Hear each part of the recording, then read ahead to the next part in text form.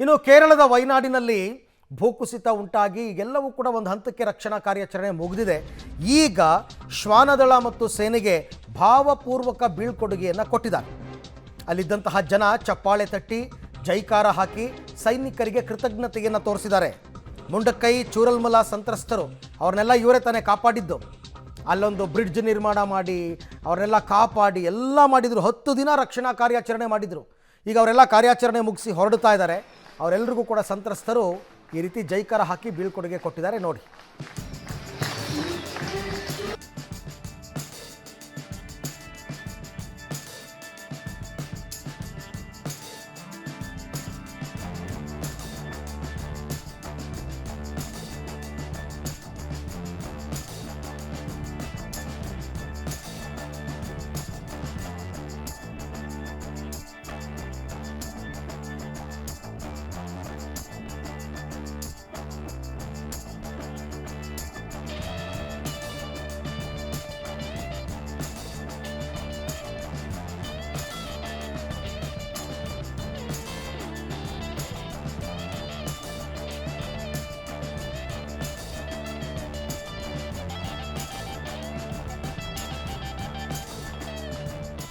ನಾವು ಒಂದು ಕಡೆ ಮುಂಡಕ್ಕೈ ಗುಡ್ಡ ಕುಸಿತ ದುರಂತದ ದೃಶ್ಯ ನೋಡ್ತಾ ಇದ್ದೀರಾ. ಮತ್ತೊಂದು ಕಡೆ 10 ದಿನ ಕಾರ್ಯಾಚರಣೆ ಮಾಡಿ ನೂರಾರು ಜೀವಗಳನ್ನು ಉಳಿಸ್ಬಿಟ್ರು ಸೈನಿಕರು.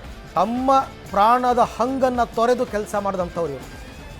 ಸೇನಾ ಕಾರ್ಯಾಚರಣೆ, ಸೇನೆಯನ್ನು ಅಲ್ಲಿ ಡಿಪ್ಲಾಯ್ ಮಾಡಿದ್ಮೇಲೆ ಸೇನೆ, NDRF, SDRF, ನೌಕಾದಳ ಮತ್ತು ಕೆಲವರು ವಾಲಂಟಿಯರ್ಸು ಎಲ್ಲರೂ ಬಂದಿದ್ದರು. 2-3 ಸಾವಿರ ಜನ ಇದ್ದರು. ಇವತ್ತು ಅವರಿಗೆ ಬೀಳ್ಕೊಡುಗೆಯನ್ನು ಕೊಡಲಾಗಿದೆ.